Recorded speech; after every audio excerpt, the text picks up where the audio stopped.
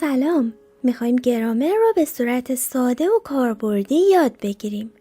هر جلسه در یک متن کوتاه و ساده دستور زبان توضیح داده میشه و بعد از شما میخوایم یه سری کلمات رو در متن جایگزین کنید تا هم لغت یاد بگیرید هم گرامر و بدین ترتیب راحت صحبت کنید. لطفا ویدیو رو لایک کنید و لینک ویدیو رو برای دوستانتون بفرستید. لطفا نظراتتون رو هم در زیر ویدیو بنویسید. ممنونم. خب حالا یه متن کوتاه میخونم، براتون معنی میکنم و بعد یه سری کلمات رو بهتون میگم. سعی کنید کلمات رو جایگزین کلماتی کنید که زیرشون خط کشیده شده.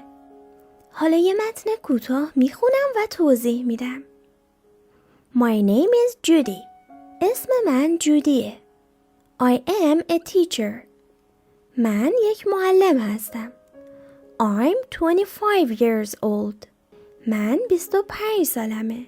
I teach English. من زبان انگلیسی یاد میدم. I like teaching English. من انگلیسی درس دادن رو دوست دارم. My students try to talk to me in English. دانش آموزام سعی میکنن با من انگلیسی صحبت کنن. I think they like me. من فکر میکنم اونها منو دوست دارن. در این ویدیو در مورد جمله، ساختار جمله و ضمایر فاعلی با هم صحبت میکنیم. متنی که براتون خوندم در زمان حال بود و معرفی I، یعنی ما قراره که با شکل‌های مختلف I آشنا بشیم. مثلا My name is Judy. اسم من جودیه. وقتی میخواید بگید چیزی متعلق به شماست از my استفاده میکنید. مثلا my book، کتاب من، یا my children، بچه های من. I am a teacher.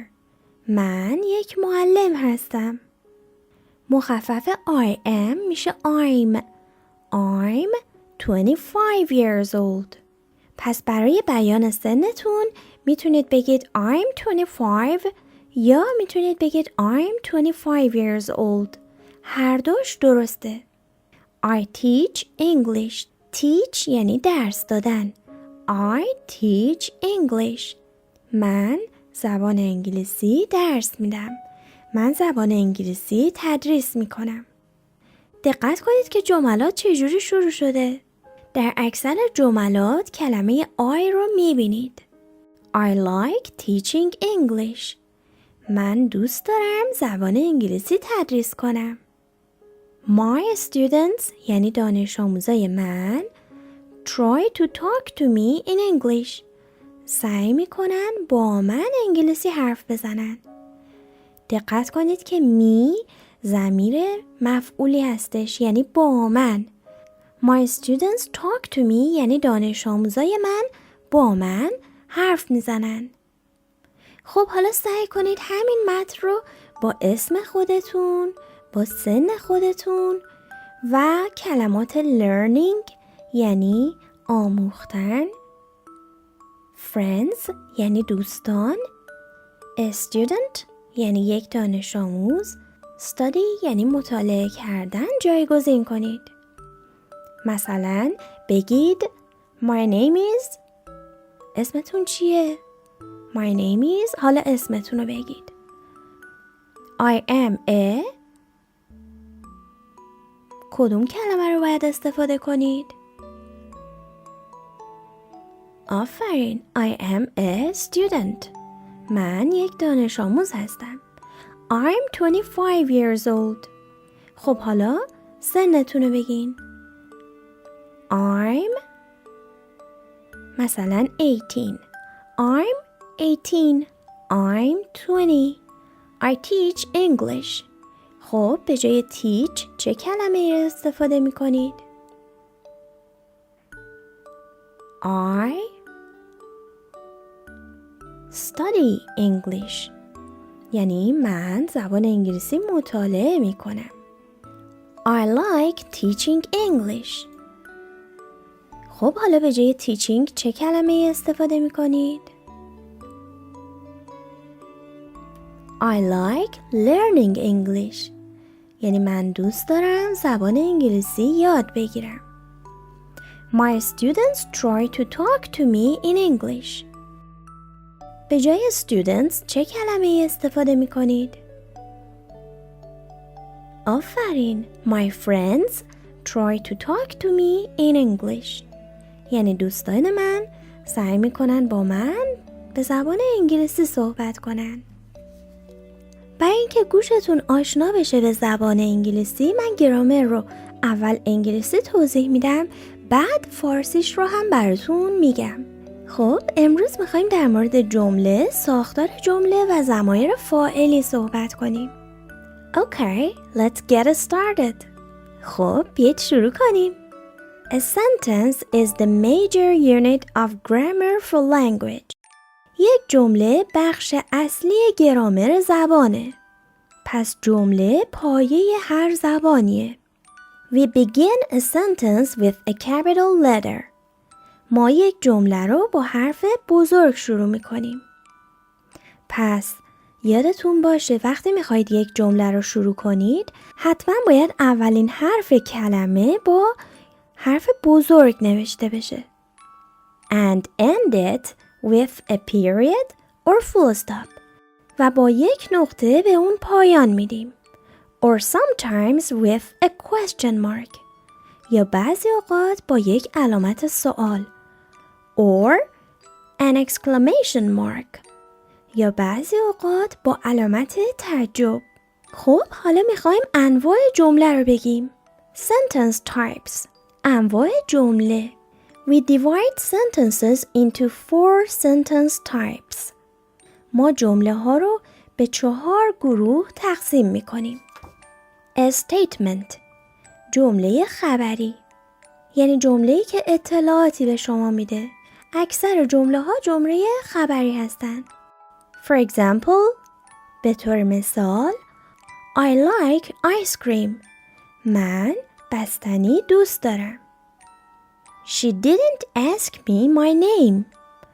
اون خانم اسم من رو ازم نپرسید. دقت کنید به ساختار جمله. هر دو جمله ما با یک ضمیر فاعلی شروع شده. I, she. اینها subject pronouns هستند. Subject pronouns یعنی ضمایر فاعلی. And after subject pronouns we have verbs. و بعد از ضمایر فاعلی ما فعل داریم. Subject plus verb. یعنی فاعل به اضافه فعل. Most statements contain a subject followed by a verb. اکثر جملات خبری از یک فاعل تشکیل شده که به دنبال فاعل یک فعل قرار میگیره. A statement can be positive or negative. یک جمله خبری میتونه مثبت یا منفی باشه. مثلا I like ice cream. من بستنی دوست دارم. پس این یک جمله مثبته. She didn't ask me my name. دقت کنید به didn't ask فعلمون منفی شده. پس این یک جمله منفیه. اون خانم اسمم رو ازم نپرسید. در جلسات بعدی توضیح میدم که چطور جمله رو منفی کنیم. خب بریم سراغ نوع دوم جمله. نوع دوم جمله جملات پرسشیه که یا با فعل کمکی شروع میشه مثل Do you like ice cream؟ آیا شما بستنی دوست دارید؟ یا با کلمه پرسشی شروع میشه مثل Who likes ice cream؟ چه کسی بستنی دوست داره؟ و یا جملتون با لحن سوالی پرسیده میشه، یعنی صداتون به صورت خیزان بالا میره. You like ice cream؟ آیا شما بستنی دوست دارید؟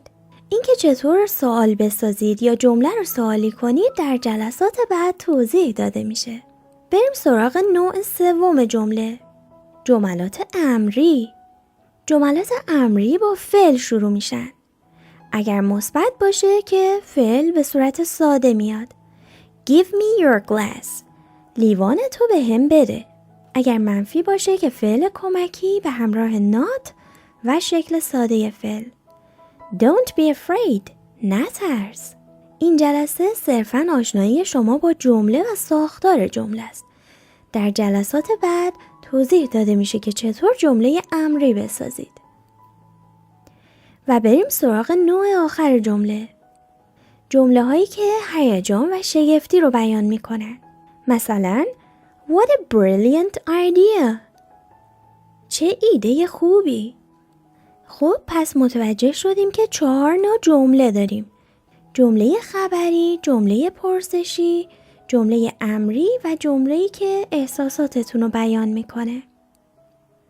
حالا میخوایم بریم سراغ اولین ضمیر فاعلی. I is first person singular personal pronoun. I ضمیر اول شخص مفرده. I refers to the speaker or writer. I به گوینده یا نویسنده برمیگرده. مثلا How are you؟ وقتی کسی به شما میگه How are you؟ در واقع این you شنونده هستش.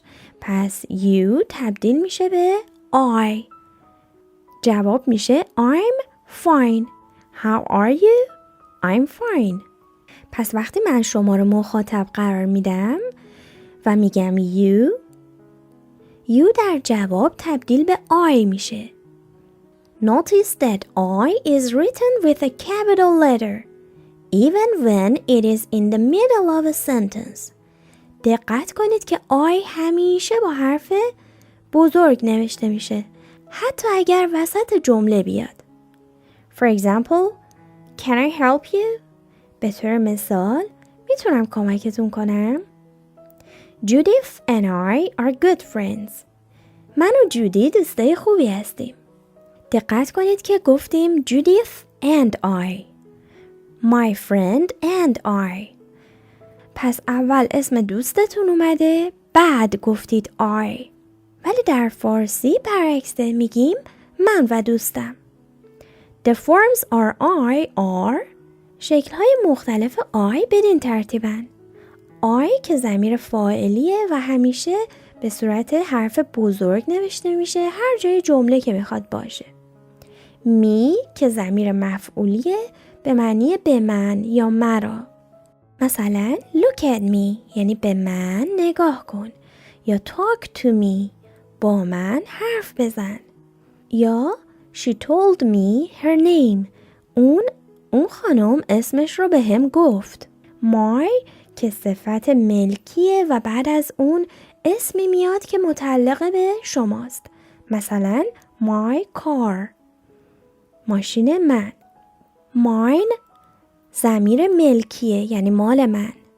مثلا میگم the red car is mine یعنی ماشین قرمز مال منه. myself یعنی خودم. همه اینها رو در جلسات بعدی مفصل توضیح میدیم. ممنونم که با ما همراه بودید. لطفاً از بقیه ویدیوهای ما هم دیدن کنید و اگه خوشتون اومد لایک کنید و لینک ویدیو رو برای دوستانتون بفرستید. لطفاً نظراتتون رو هم در زیر ویدیو کامنت کنید. ممنونم که با ما همراه بودید. آرزوی سلامتی و موفقیت دارم براتون.